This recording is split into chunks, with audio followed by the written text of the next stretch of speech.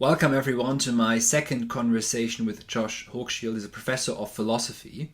Last time we spoke about his book Mind at Peace, and this time we discuss his ideas for the university and why the guild model was a much better model, would be actually for now a much better model for university education and the university as an institution than the bureaucratic, technocratic university.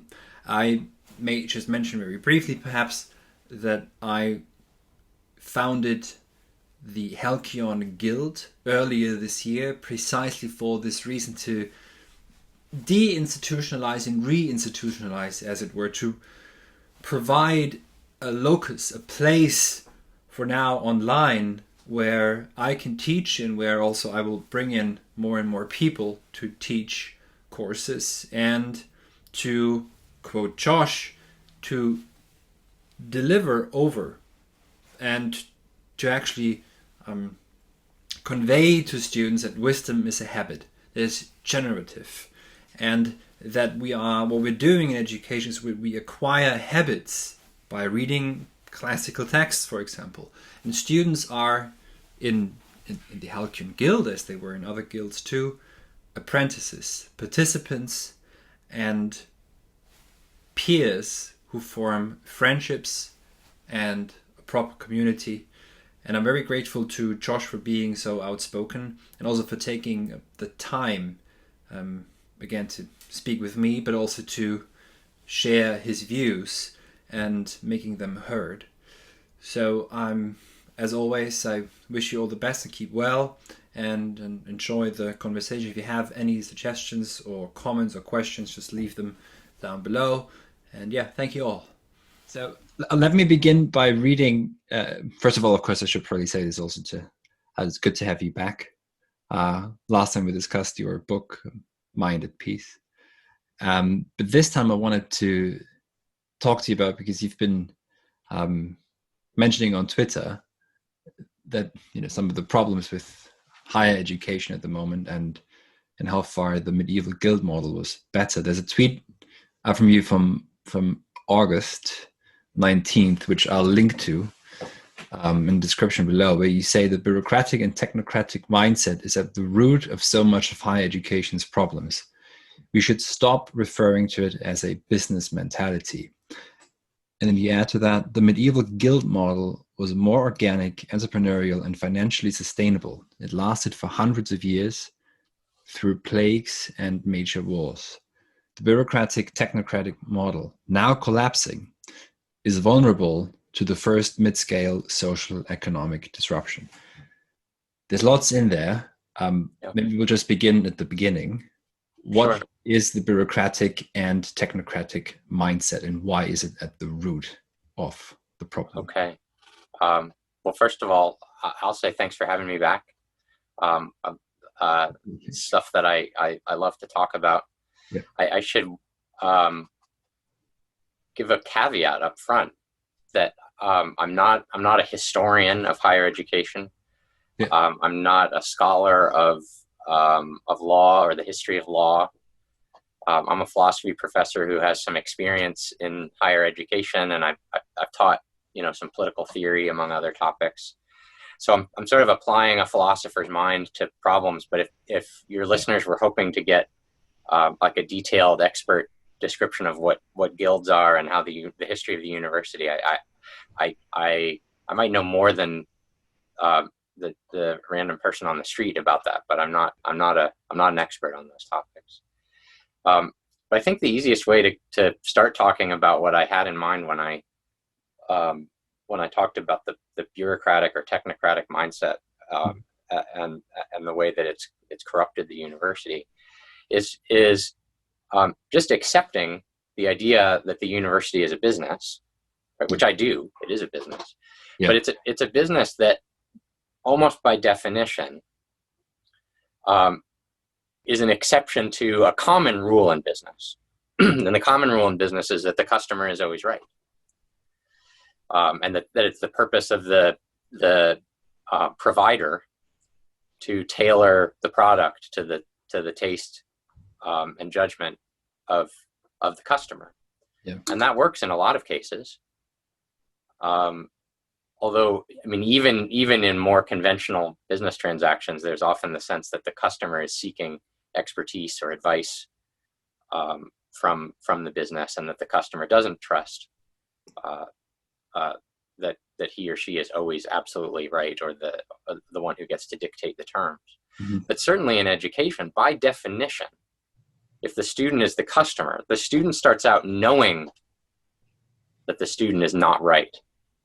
The student starts out knowing with a deficiency. Yeah. And in a sense, coming in humility to say, I need something, and I can't even say what I need, but I'm trusting that you can provide it. Yeah. I mean, I can say what I need only in the most generic sense. I need an education, but I don't even know what's worth studying, and I don't know how to study it, and I don't have the skills necessary. And so I need to submit myself to the training. Right? Yeah. So again, as an institution that has to survive, I'm not denying the fact that there has to be a financial transaction, and there have to be material resources that can sustain an educational institution. Yeah. I'm not denying any financial realities. I'm talking about the sort of psychological reality of what it means that you have an institution where what it's selling is a cure for ignorance, or something. You know, we could describe it in some other way, but yeah, what it's selling is a habit that hasn't yet been learned, mm-hmm. or what it's selling is wisdom that the person who is not wise couldn't even fathom before having it. Yeah. So the customer is not right in this circumstance. The institution has to have an authority that the customer trusts and is willing to submit to. And in a sense, what the customer wants to do is not to take something away from the business, mm-hmm. but rather to become such a person as to be, in a sense, joined to the business. And this is why I think the idea of a guild would be useful anyway, even if it didn't have an actual historical connection to universities. But mm-hmm. the idea of a guild is that you have a collection of people who are masters at something. And because they're masters at something, they have authority over how it should be done. Yeah. And if you want to do it too, you have to apprentice yourself to the masters. You come and you don't dictate to them what it is that they're going to do for you, right? You offer yourself to them and say, I would like to be among your members. And then they, in a sense, they test you. Yeah. And they put you through your paces. Yeah. And they even have authority to reject you if for some reason, and you trust that this authority isn't going to be abused or used in some arbitrary way. But that they are the arbiters, not the customer, and also, generally speaking, not some third party that has authority over the guild. The whole idea of a guild is that it's kind of self-constituting, self-policing. It might have recognition from some external authority. So as a matter of fact, medieval guilds often sometimes sought or needed recognition or protection from some secular or ecclesiastical authority but even that recognition was a way of setting the guild apart and saying, you are what you say you are, and if you want to learn this trade, this is the guild to go to. And I think that's an important thing to keep in mind as we think about what are the sets of incentives and dynamics and motivations that go on in an educational institution. Yeah.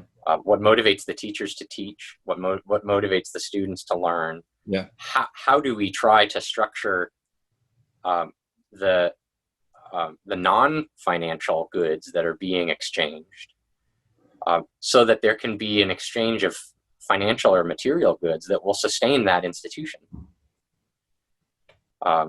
And to go back to the idea of the guild again. A member of a guild doesn't think of himself as an employee. If anything, it's the opposite. That a guild member thinks of being a master as being, in a sense, an owner. and an authentic representative Mm-hmm. of the guild. It's not that the guild hires the masters and then pays them a salary to be the no, that the guild is the masters, right?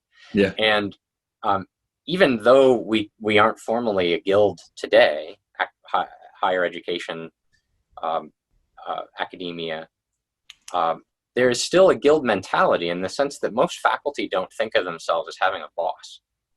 Yeah. They might have a department chair, a director, a dean, something like that.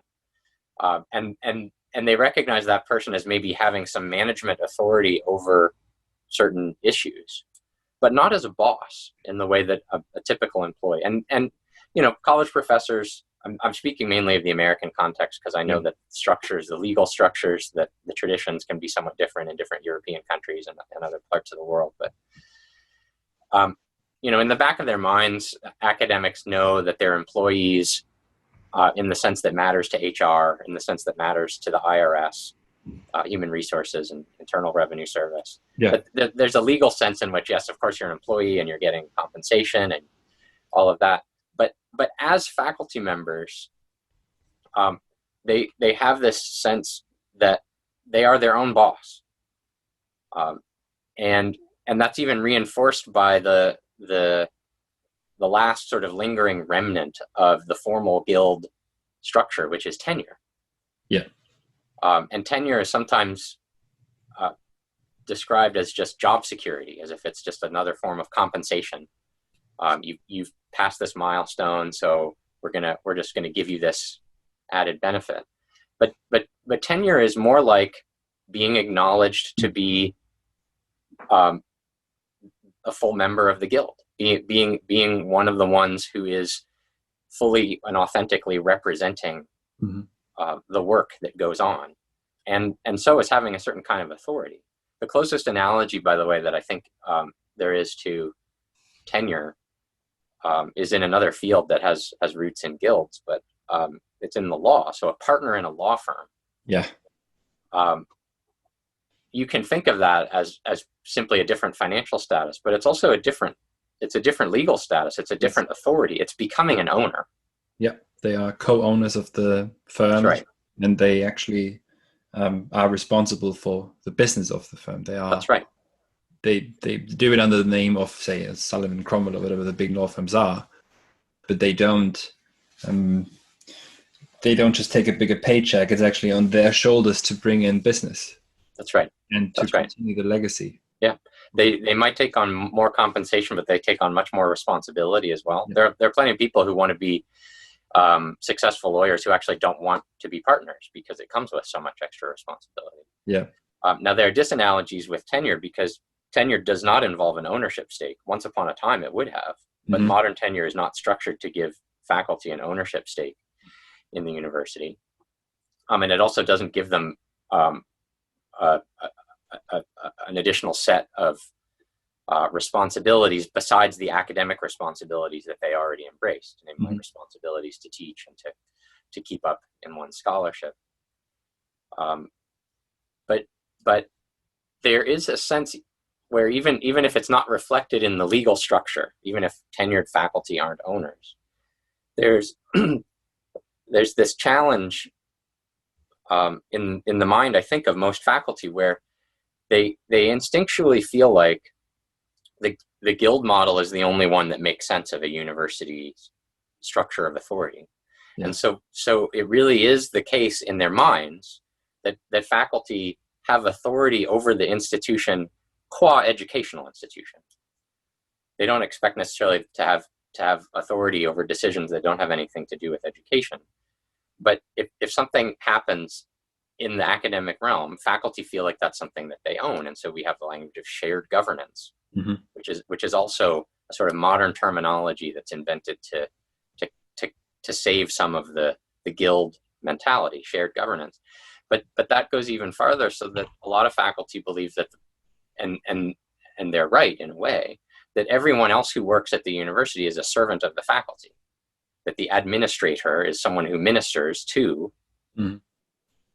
the primary authority, namely the academic authority.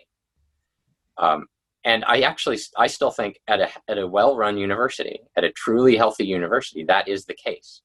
Mm-hmm. That all other non-teaching members of the institution realize that the teaching is the primary work, and so everything else has to serve it somehow.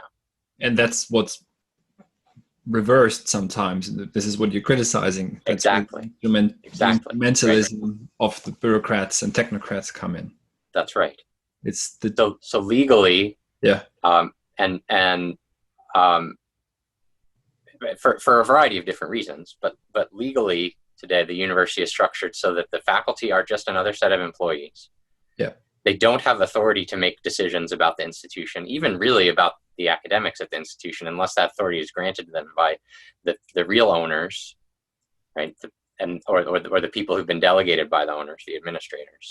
So today, the temptation is to think that the university is run by the administration and the faculty are employees of the administration. And legally, that's true. But the problem is when that becomes true in terms of the culture and psychology of the people on campus. Yeah, that's corrupting of the work of the campus. It can be true legally, and probably has to be. It's hard to imagine another model anymore. But the legal structure that exists today under modern conditions does not have to dictate the cultural structure that shapes the way a university thinks of itself. Mm-hmm. And I guess I don't remember what provoked me to write that tweet a couple weeks ago. But that's some of what I meant to capture by the bureaucratic or technocratic mindset, that the university is not a collection of experts who have assembled to render a service and have the support staff around them to make that sustainable. But it is whoever has power in the bureaucratic organization, and those people are the ones whose interests are served by everybody else. And so they think of themselves as finding customers and then hiring employees to serve those customers. Yeah. And first of all, that's terrible for morale. Even from a strict business standpoint, it's not good business. And it's also terrible for recruiting students, because no student wants to be a customer like that. No genuine student wants to go to a place where administrators have hired employees to mm-hmm. satisfy their tastes and desires. Yeah. If you're a genuine student, you want to go to a place where the faculty have something worthy and will offer to share it with you. Yeah. And that you can trust that everything else around you will serve and support that primary mission. I was once told by a teacher somewhere where I was TA in some place at some point in time, make the customer happy. Make the customer happy. Make the customer happy. Yep. This is in the UK. I guess it was very similar to the American system. Yes.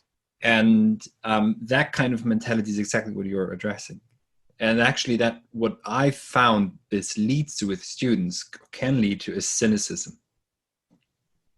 So it leads to a bit of a cynical, they understand after years how to get by without doing the work, without actually getting an education, what you would think an education is. And that you can dwell on that a bit, but we could also what is the function, what is the purpose of a university? Because that I think you already get at this to a certain degree. Maybe you could carve it out a bit more. Also because in a response where someone asks you on Twitter, what do you mean by technocratic mindset? You say that, there's a trouble because there's a fascination with technological solutions to issues that are moral and spiritual. Right. And again, I don't know exactly what I had in mind when I wrote that, but yeah.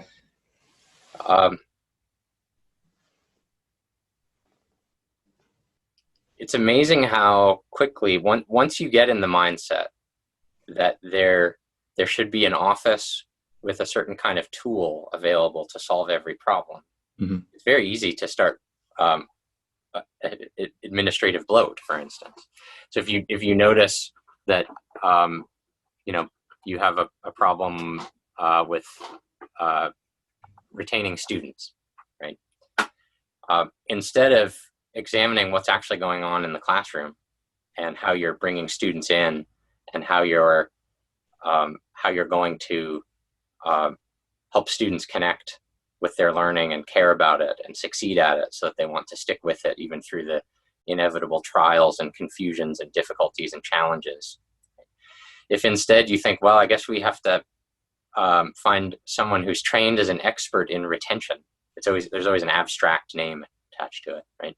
Instead of thinking, what can we do better to retain our students? You have to hire an expert in retention, and you have to buy the best tools that track all the data that can help you predict retention. Or in a rather scandalous case, I won't mention it, but some people who watch this might know what I'm talking about. Or you might even think you can game the system and change the rules about how you tally things so that it looks like your retention is getting better even when you haven't actually done anything to teach students any better or keep them at the school. That all starts becoming logical. And this is something that happens in bureaucratic organizations. You start gathering data to learn about something that is important, but then the data becomes more important than the thing that it was measuring. And you start doing things to manipulate the data instead of instead of fostering and improving the thing that the data was supposed to signal to you. And I mean, one way to avoid that is simply to keep in mind who is it who most embodies the mission and purpose of the institution. It's why you want, in general, in any organization, you want the people who have most personal stake in the mission to also have the most authority to implement the mission. And this is another way to understand what we talk about in the critical sense as a bureaucracy. In a bureaucracy, you've separated responsibility from the sort of consequences and personal investment in the exercise of that responsibility. So the stereotypical bureaucrat is someone who won't take responsibility for a lot of decisions, might take responsibility for some, but also won't face any bad consequences if the decisions the bureaucrat makes were the wrong ones or were ill-founded. So there becomes this separation between decision-making power and personal responsibility.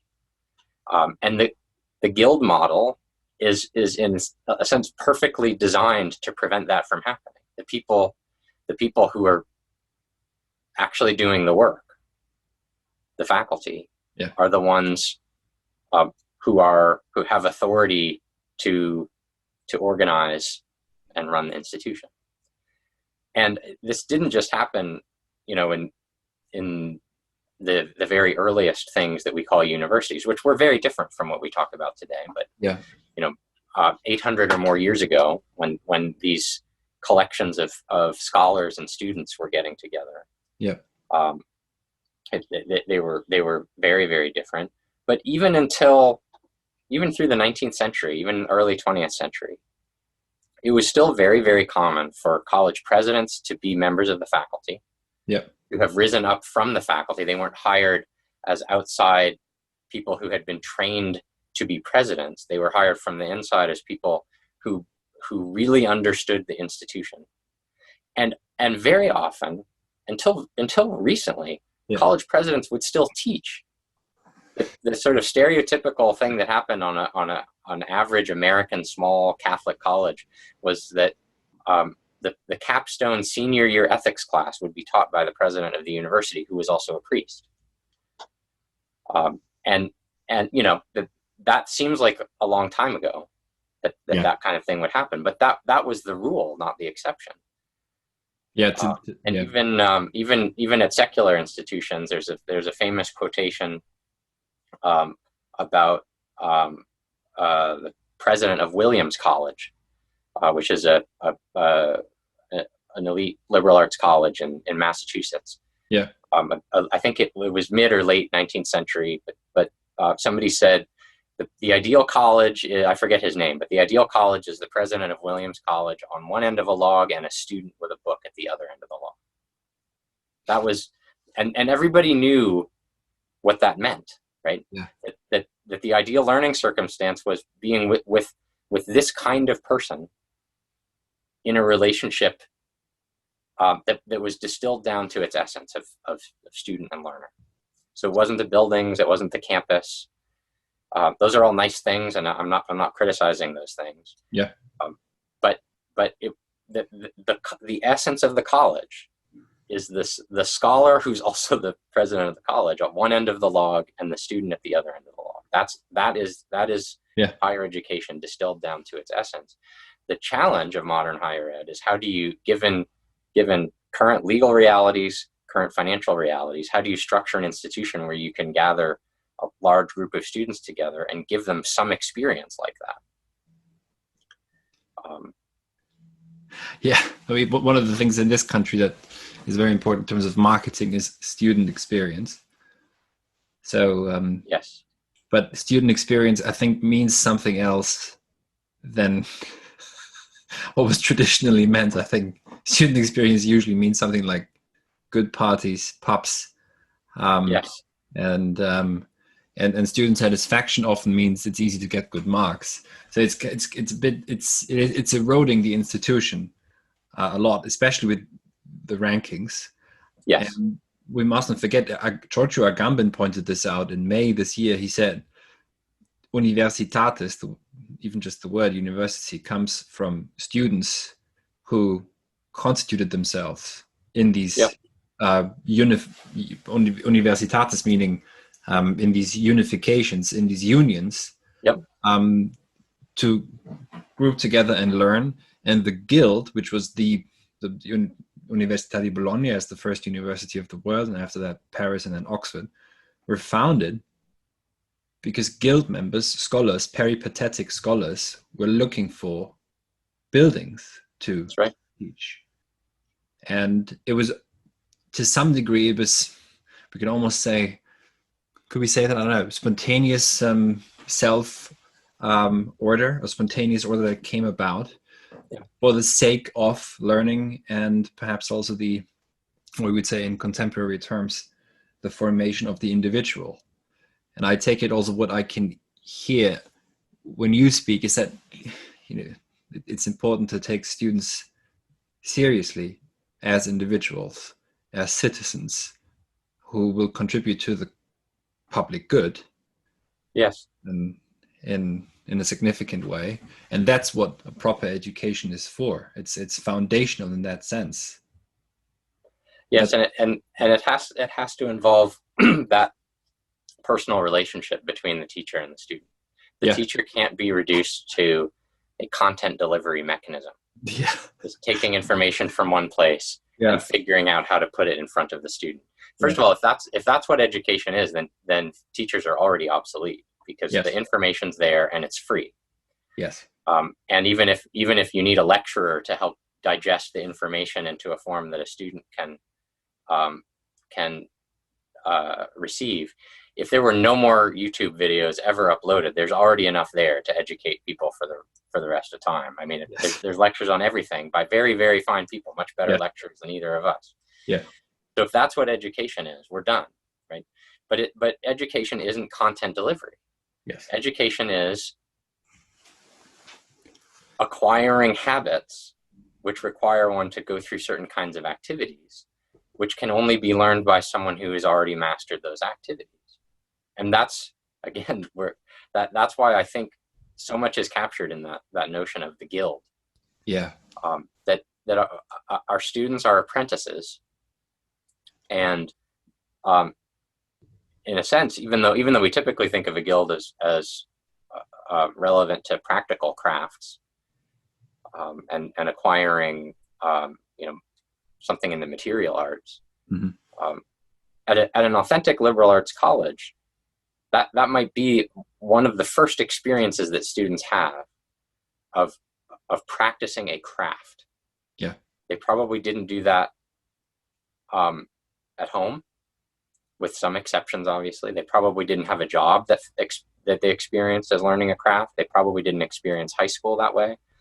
But if they find themselves in the kind of liberal arts college where they see their faculty as constituting a community and inviting the students into that community through certain kinds of exercises and activities, where the exercises and activities are not ordered primarily towards getting a degree, but the degree is itself a measure of the thing that is actually being delivered, not content, but a set of skills, a set of habits. It's an apprenticeship, but it's very, very hard to, and there are not very many schools that try to market themselves as inviting students to apprentice themselves to intellectual masters. Yeah. You typically say, come here and get your degree. We'll give you a degree and we'll help you get a job. Yes. And there's nothing wrong with getting a job, and there's all sorts of good reasons why students are concerned about their economic future. Yeah. But you can show a due concern and care for their material needs, while also in the very pitch about why you should come to this college as opposed to another. You could begin the process of educating them about what college is for. Yes. You could begin the process of recentering their attention on what is it that I think I want to get out of college. It's possible. It's rare, but it's possible to do. It is possible. Schelling, German philosopher Schelling, said in his lectures on university studies, learn only in order to create. Mm. That's one of my favorite quotes from Schelling. And I think perhaps that's one way of thinking about this, is that, and Arthur Cronman, you might be aware of him, Education's End. Education's End, yep. He said something like, it used to be the classical curriculum that was taught at Harvard and Yale and the other places. That formed character, because character is memory, is shared memory, is that you can quote Homer and you know Ovid and are aware of that tradition and heritage and actually can deliver that over into our age and epoch. Yeah. And he, of course, sees it at as great peril to it, as a danger to education. Right. That he saw, and see that book was published in 2007, I think, and it's quite prescient in that regard. So my question would be, I know this is a grand question, what's the ideal university, or what should a proper curriculum look like? What should a student look for? And how can, if you could from scratch build something, how would you build it? Well, I mean, I think there are some general principles, but I don't think there's one model. I don't think there is one ideal. Yeah. I've been at enough different institutions, and I have colleagues at enough different institutions to know that very, very large institutions can better fulfill the purpose of a university, or worse. Yeah. Smaller institutions can better fulfill it, or worse. I think religious institutions have an advantage in certain ways, but I know very, very excellent secular schools that do better than some religious schools. Mm-hmm. I think a residential campus is ideal in most circumstances, but there are very, very sound models of education that don't involve the traditional residential model.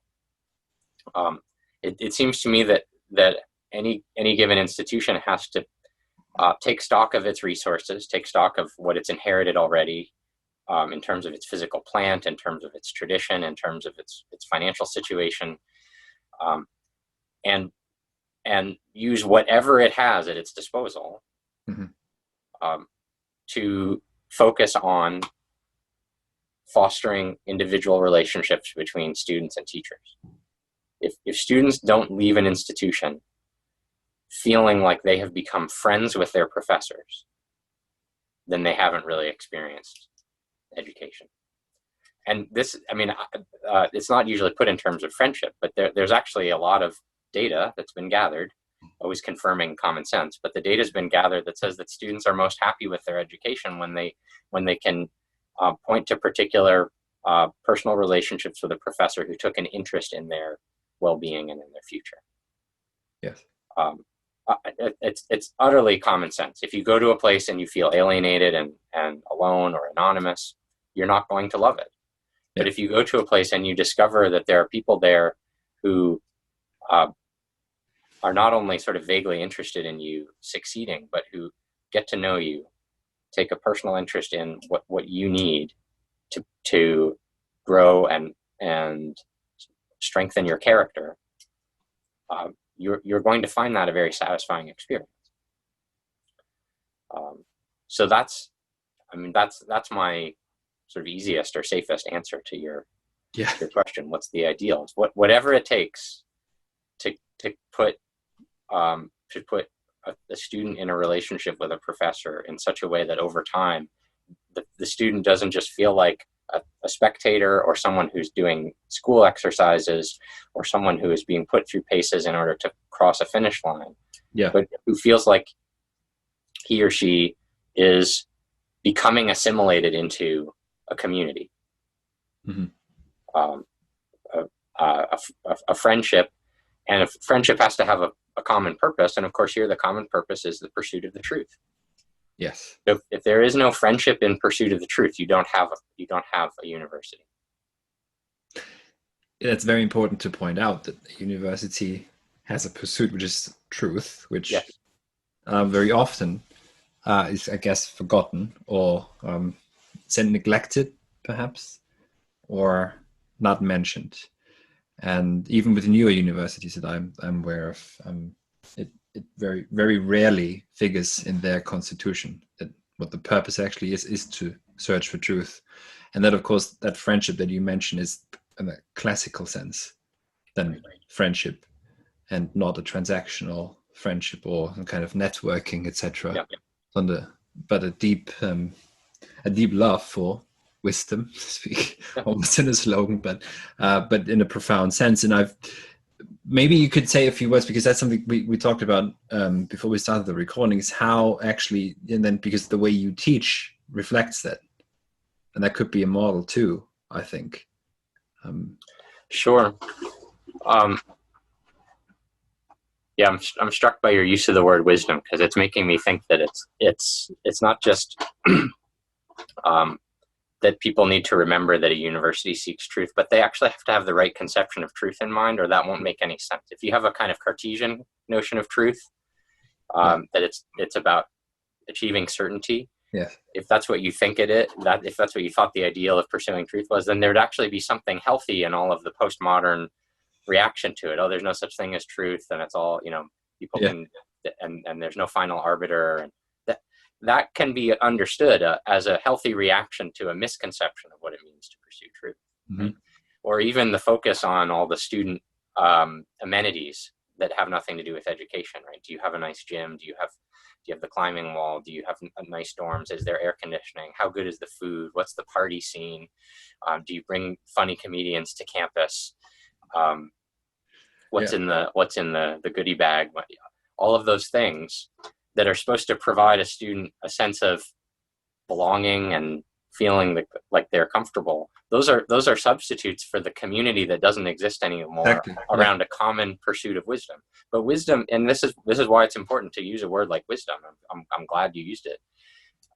Wisdom is a habit, right? It's not a state of certainty. Wisdom is a habit, and that's why it fits right into all the other kinds of language that we're talking about. You have to be apprenticed to the kind of work that you exercise, the acts that you perform that would lead you to acquire this habit.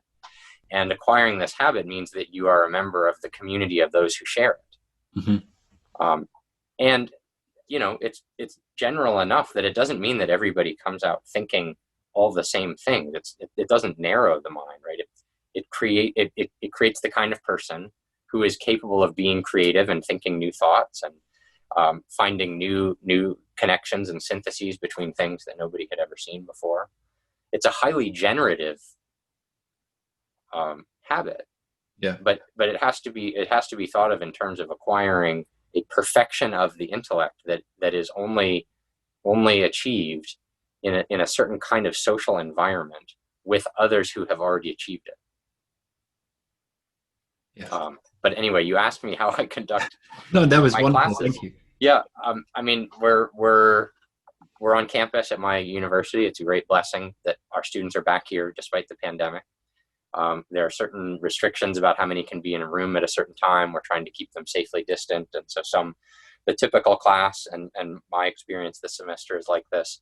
A portion of the students are live in person in a classroom, but some of them are also attending virtually. There's a screen at the back of the room with students who are signed on through Zoom. Yep. And so they are present and they are participating. It's synchronous learning in the new term of art. And I know a lot of my colleagues, I admire them and respect them very much, have spent a lot of time training themselves about how to get the most out of this new technology, the different things you can do on Zoom, the different other third-party apps that you can use to get students to engage,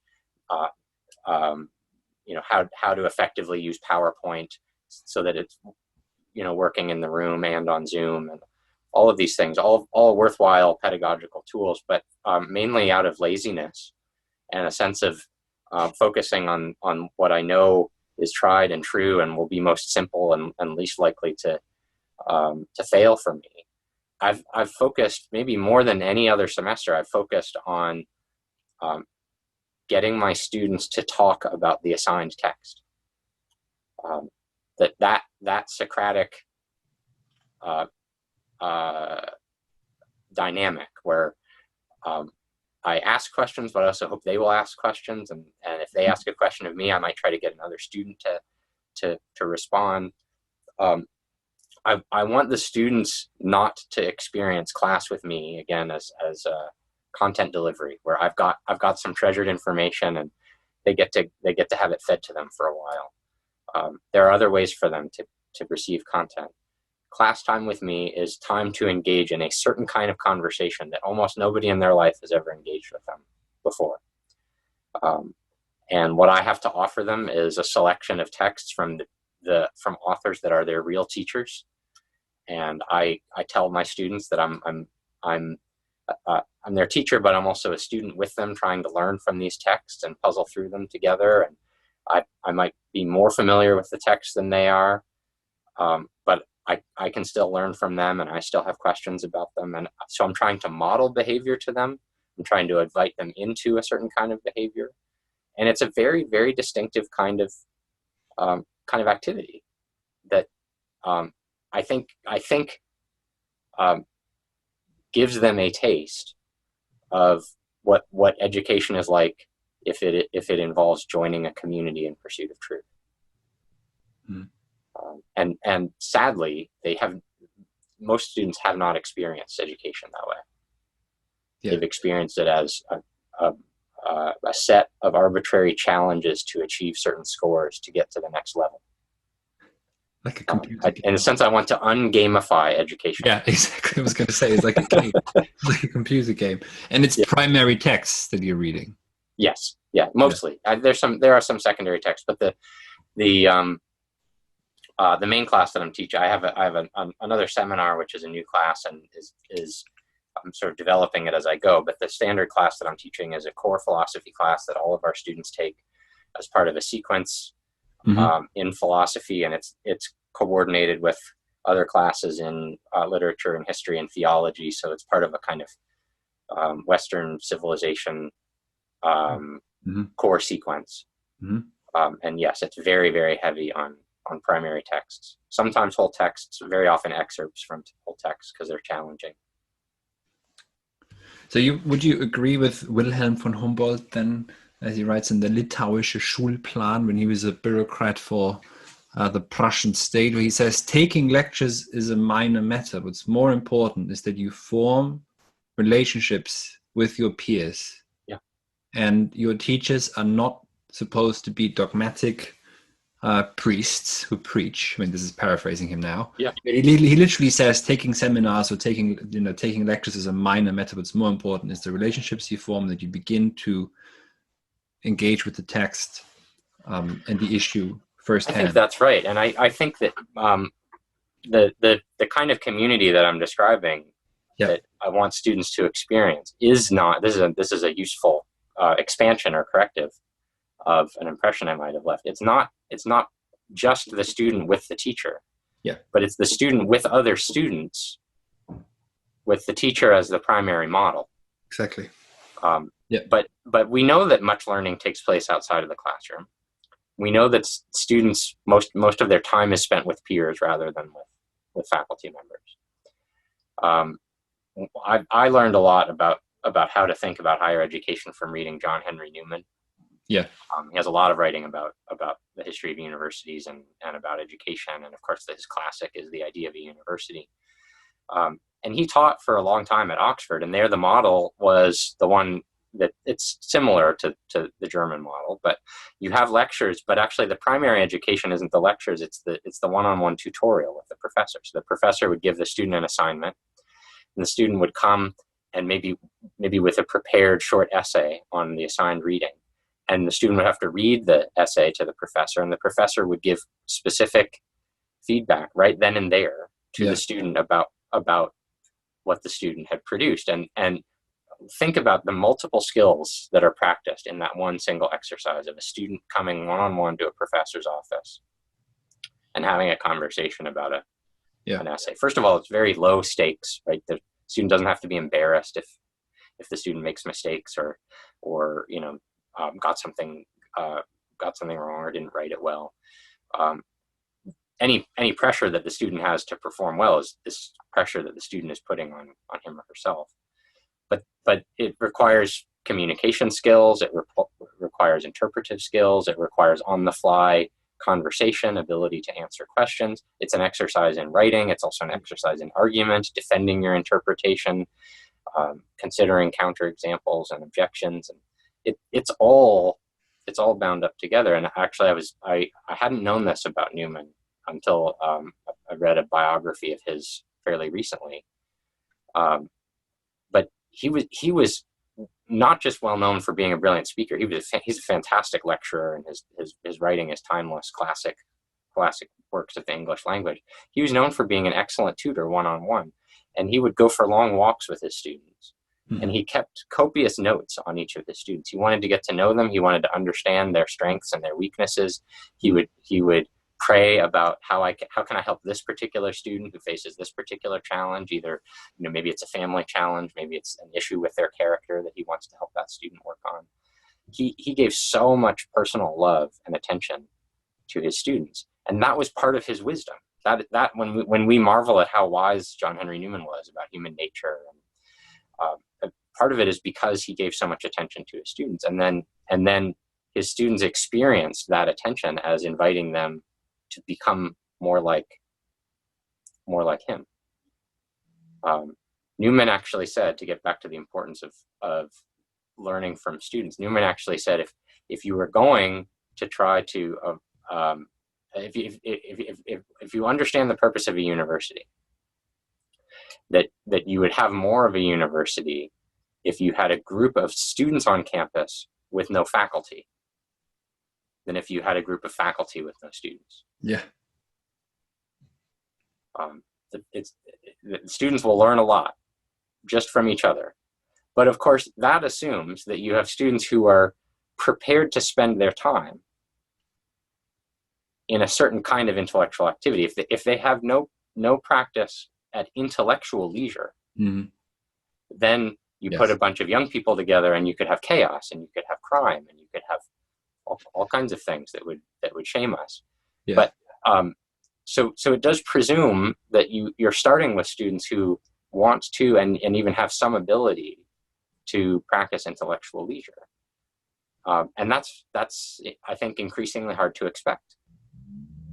And I'm not criticizing students. It's a criticism of the whole culture. We don't find it's the exception rather than the rule that an 18-year-old who comes out of a modern school system loves to read and wonders about grand philosophical or theological questions, is curious about history, and loves just having long conversations with other people.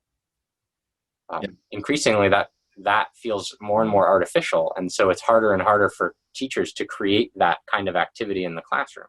But that's why I'm committed to doing it, because that's the one thing that I have to offer that my students can't get anywhere else. And also to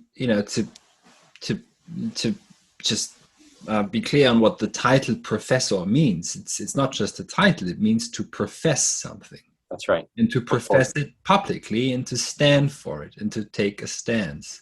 Yes. Which is moral and spiritual, and then helps facilitate the formation of a community as you're describing it. And so I think that's what then the role is. And perhaps this is also taking into a bit of a different direction now, why some of the more public engagements can be quite interesting, as for example, being vocal on Twitter, podcasts, etc.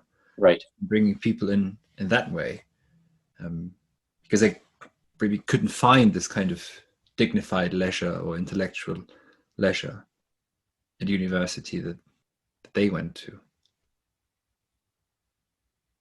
No, I think that's right. And then there's an unfortunate stereotype of a modern professor who only cares about his or her research, or who is totally impractical and doesn't really understand how the real world works because it's lost in the clouds or lost in the books. And there's reasons why we have that stereotype. There are people we can think of who may fit that more or less. But I think most people initially are attracted to the life of a professor because they saw someone in that role and wanted to learn from that person. Yes. And feel grateful, and in a sense they want to not just join that club, but give back to it and expand and continue a tradition. And McIntyre talks about traditions and practices and how their goods can only be understood from the inside. It's one of those things that's if someone hasn't experienced an authentic liberal arts education as an apprenticeship to a community of friendship in pursuit of the good, it's very hard to describe that in a way that doesn't just sound like fancy words or boilerplate. Yes. But it's a real thing. And those of us who've tasted it, like we never want to see it die. And there's no going back. That's right. There's no leaving it. Yeah. Even if you're not teaching in a university, you whatever you bring it to, if you go out into the world in a life of service or practical arts or whatever it is, you will bring the intelligence, the wisdom with you, and want to continue cultivating it, sharing it, finding others who appreciate it. Yes.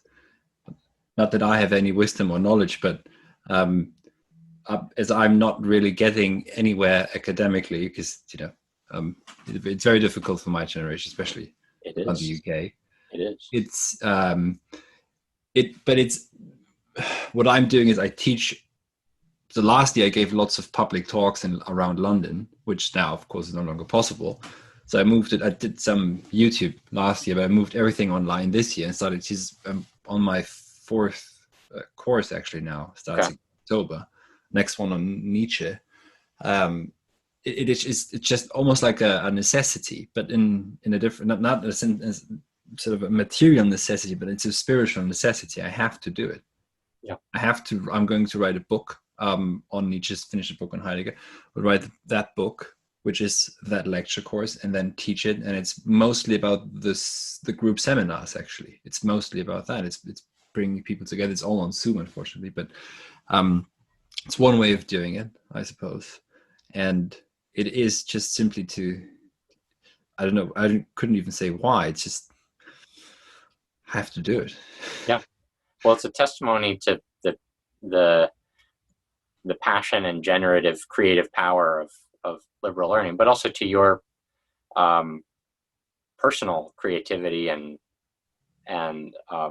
persistence.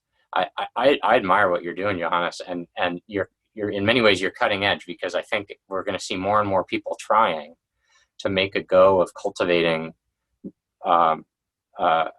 intellectual community outside of universities. First of all, there are so many people who could be college professors who are don't have that opportunity. Just the numbers are very much against that. The talent out there is so great, and the number of open positions is so small that there are a lot of people in a position like yours, and I think there will be more and more, because I think a lot of colleges will close in the next few years. Yes. But the upside of this is I think that there will be more opportunities both for people like you to pave the way and show how it's possible to do it, almost as a one-man show and with very few resources, I assume. Yeah. But also there might be ways for people to collaborate and share their efforts and form new little universities. The first universities, as you said, didn't have land. It was the people doing their thing. And I also think, because so many colleges will close, it will actually be easier to try to start new colleges with alternative creative structures. There will be campuses for sale for fire sale prices, and there will be faculty who are top notch. Yes, who just need a home that you could hire to staff those colleges.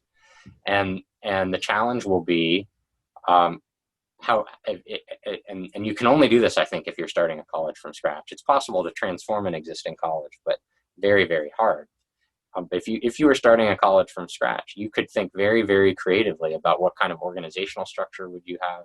How would you make sure that the mission of the institution isn't lost? Yes. What would an administrative structure look like that didn't require so many non-faculty persons? It's a funny. This is just an observation that as soon as you see it, you can't unsee it. We take it for granted that there's such a thing as contingent faculty or adjunct professors, people that are basically hired as a contract basis. Yeah. So the modern university has taken the key original stakeholder, the faculty member, who was the guild once upon a time, and made that person a replaceable contract worker. Right. The fixed class that doesn't go away is the administrative class. Yeah. Right. What if we had adjunct administrators? What if you hired to work on your finances or your fundraising or your student life programming or your marketing? That's what you should ask. What if instead of hiring full-time people for those jobs, you piecemealed that out? Yeah. That in principle, there's no reason you couldn't do that, but no one's trying to do that. Well, that's a very good policy suggestion, and it would make it much leaner, much cheaper, and you could have centralized agencies, state-wise or region-wise, in the US. That's right. Doing that. Of course, the exact opposite was attempted in the UK. Was attempted to outsource teaching by a company called Teach Hire. It's always very euphemistically, right? It would have been the lowest standards. For young teachers, it would have made them absolutely precarious, and fortunately, it actually failed that attempt. But it will come back with a new name. Yeah. But of all the things to outsource at a university, teaching should be the last thing that you outsource. But it's the first. It's the first thing that gets outsourced. But it points at something that's so telling about our time, is that we live just in sheer abstraction and formalism, right?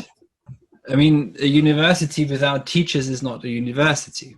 But if all goes well, then if the powers that be have their way, then what we're left with is administrators and customers.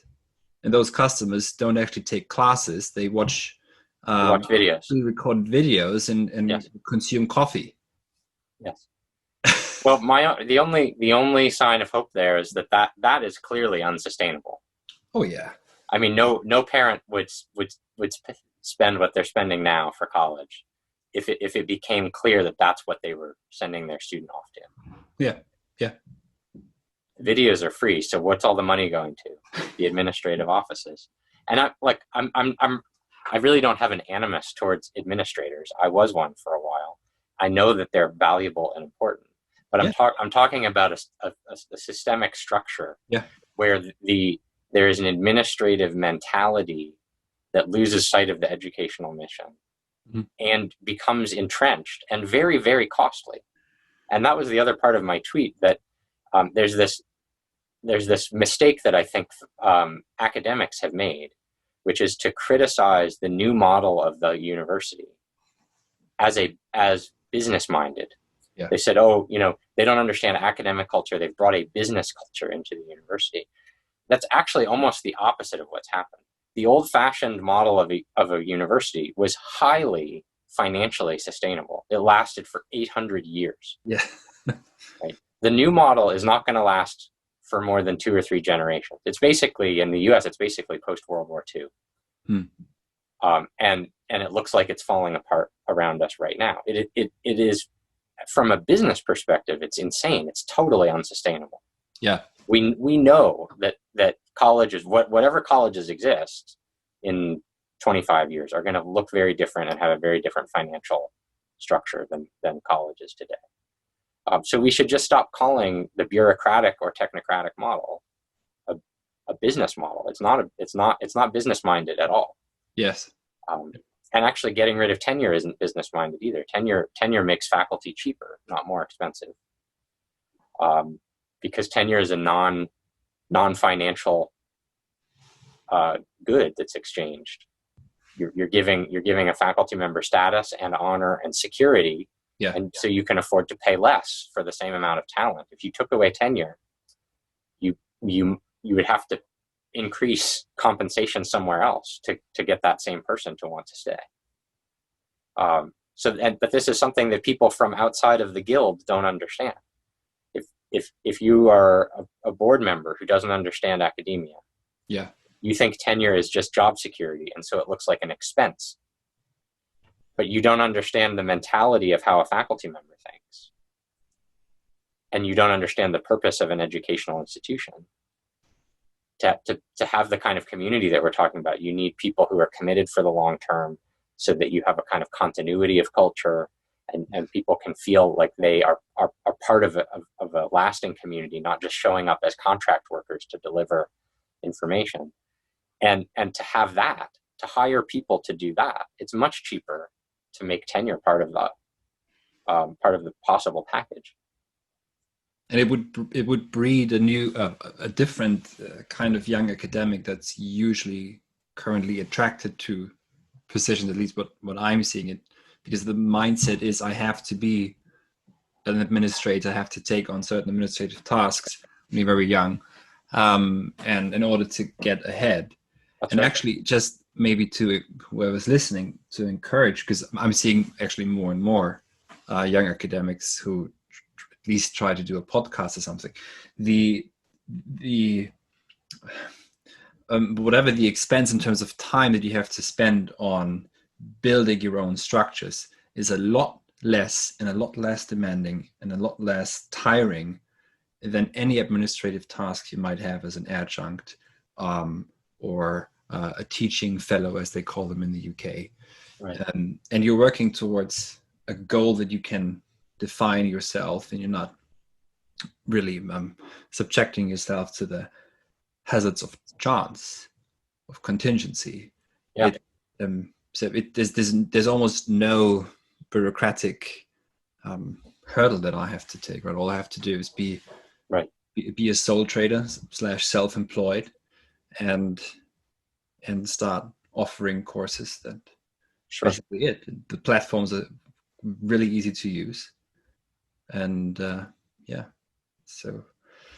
Well, and maybe you don't have an office in a hallway with a bunch of colleagues, but by doing podcasts, it's like you have virtual hallway conversations. You can drop in on each other. This is like the kind of conversation that I might have with someone down the hall. I'm having more conversations like these than ever before. Yes. Because I can now ask anyone who I think is interesting and who's relevant, who's got something that's, and it's always different people. Sure. And and it's actually it's more philosophical now. In this way, what does it mean to live philosophically? I think that's what it would mean. We're trying to work things out and how to form these, as you call them, these generative habits, by which we become good citizens and people who contribute to the public good. And so doing a podcast or these videos or these lectures, I've got more of an intellectual life now than I had as a PhD student, because there's no competition. Right. I'm not in competition with you. You're not in competition with me for any material goods, which PhD students that was my experience, very often are. Right. And that puts constraints on the relationships, because there's a certain amount of anxiety amongst people who should be peers and not competitors. Yeah, well, they're seeking the same goods, but they're also competing for only a few spots down the line, and so there's those inevitable conflicts. Yeah. So if you'd like to add something, feel free to have the last word. I think we covered that seemed like a very ambitious agenda you had for me, but we managed to range pretty far. Good. Yes. You let me just keep going. Of course, always. The more I hear, the more I learn. So thank you very much. Thanks for this time. Really appreciate it.